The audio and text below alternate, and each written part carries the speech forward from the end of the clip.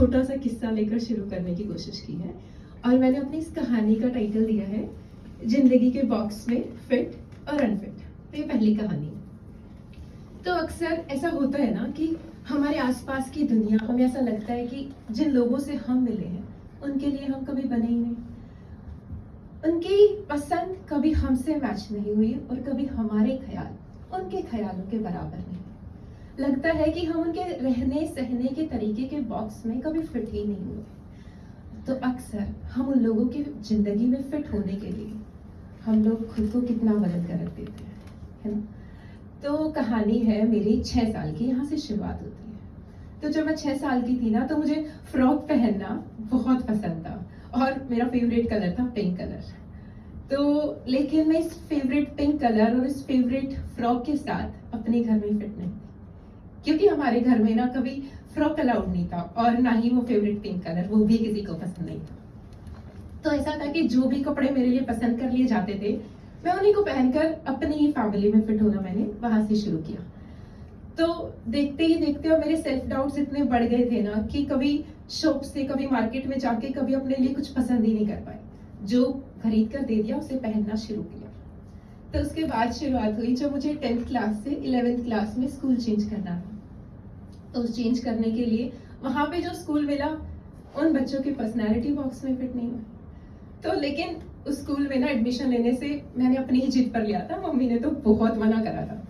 क्योंकि ना मम्मी जिसको बचपन से हमारा आइडियल बनाते हुए बड़े करती आ रही थी ना, कि होता है पास पड़ोस में कि उसके जैसे बनो, उससे कुछ सीखो, वो हमेशा टॉप करती है, वो लड़की भी उसी स्कूल में पढ़ती थी। लेकिन ट्विस्ट, वो 12th क्लास के लास्ट एग्जाम के दिन किसी के साथ भाग गई। अब किसके जैसा बनना है, ये वाली लाइन खत्म हो गई थी। यानी अब खुद के जैसा बनना। तो ये मेरा मानना है कि अगर ये पेरेंट्स हमारे आस पड़ोस से रोल मॉडल उठाने बंद कर देना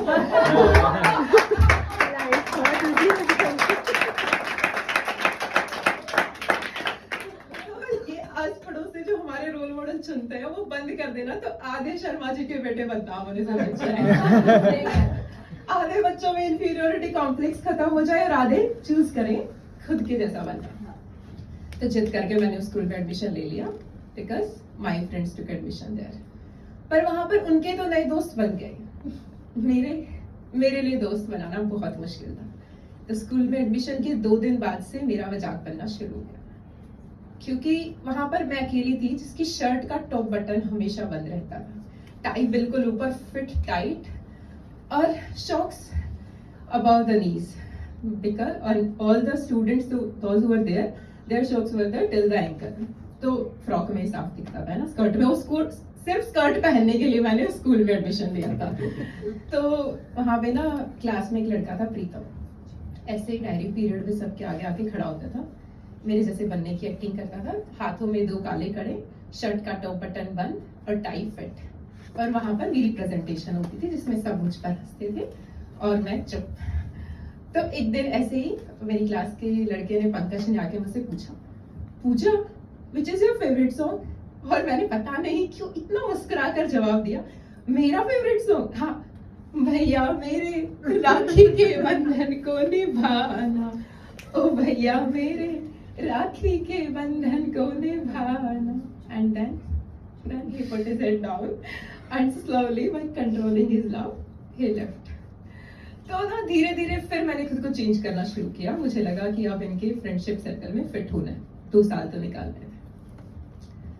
फिर धीरे धीरे करके मैं उनकी फ्रेंड्स तो बन गई। मैंने 12th क्लास के एंड तक शर्ट का टॉप बटन, वहां पे मेरा नाम भी निकल चुका था, बटन, जो भी देखते बटन आ गए। तो 12th क्लास के एंड तक ना मेरी शर्ट का टॉप बटन खुला था, टाई लूज हो गई थी बिल्कुल नीचे, and socks to the mid line of ankle and knee. और हाँ, उनके अब डबल मीनिंग जॉक्स भी मैं समझना सीख गई थी और उनके साथ हाई फाई करना भी सीख गई थी। यानी I was little fit to be the friend of their circle. But यार, जब हम दोस्त बनाने के लिए खुद को बदल कर रख देते हैं ना, तो वो दोस्ती भी उसी जगह के साथ खत्म हो जाती है जहां पर वहाँ लॉन्ग टर्म फ्रेंडशिप का तो कॉन्सेप्ट एग्जिस्ट नहीं करता। तो उन सबके साथ 12th क्लास की फेयरवेल वाले दिन मेरी फ्रेंडशिप भी खत्म।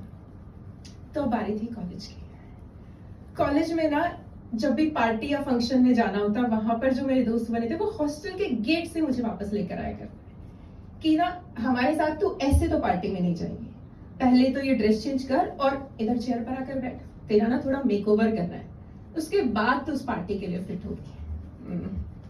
तो ये फिट और अनफिट, ये वाला रोल ना इतना ज्यादा बढ़ गया था कि अब ना घर पे रहते हुए मैंने खुद से गले में स्टोल डालना शुरू कर दिया था, क्योंकि वहां पे भी तो सोसाइटी में फिट होना था।